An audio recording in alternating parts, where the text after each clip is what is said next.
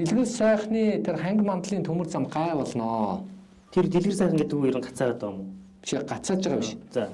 Гай болно гэж байгаа байхгүй. Яг гай болно гэж би хэлээд нь шүү дээ. Шандаас ханги хүртэл төрийн өмчийн төмөр зам байх ёстой юм. Тэр нөхөр уул идчихсэн. Богоон идчихсэн. Одоо тэр нөхөр төмөр зам ингээд өмчлөө суугаад нь шүү дээ. Болохгүй. Яг гэвэл стратегийн юу яхад хил холболтыг хийхин тулд заавал төрийн өмчийн компанид засгийн газар байж хил холболт хийдэг. Одоо гашуумод ганц сухай одоо бидний яриад байгаа нөгөө нэг гашуун сухайтын тийм ээ ганц модын хил холболт чинь Монгол Улсын засгийн газар, Хятадын засгийн газар хооронд хилцээр хийгээд төрийн өмчийн компаниудын хооронд одоо бүтээн байгуулалт явж байгаа юм.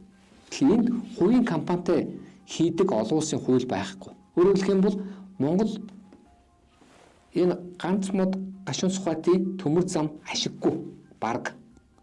Бидэнд энэ төмөр зам нь ашигтай байхгүй. Энэ ханги мандлын төмөр зам нь ашигтай. Яагаад ашигтай вэ гэвэл одоо тэр Шандаас тийм ээ энэ хүү одоо за 600 км Монголтой өртгөн орно. 600-аас цаашаа 60 км Хятадд зөөж байна. А энд бол 200 км Монголтой өртгөн орно. Цаашаага 1000 км Хятадын өртөг орно. Маш ноцтой байхгүй. Одоо 26 тэрбумын тендер зарласан л байна. Юу гэвэл Хятадаас цаашаа зөөх мөнгийг монголчууд төлөё гэдээ явж шít. Бүр ийм. Монгол тэдний мөнгийг төлөх гээд нүүрсээ зарж байгаа мөртлөө тээвэрлэлтийн хөлсийг төлөх гээд явж шít. Аимшигтай биш үү? Бэлцэлтийн өрөөнд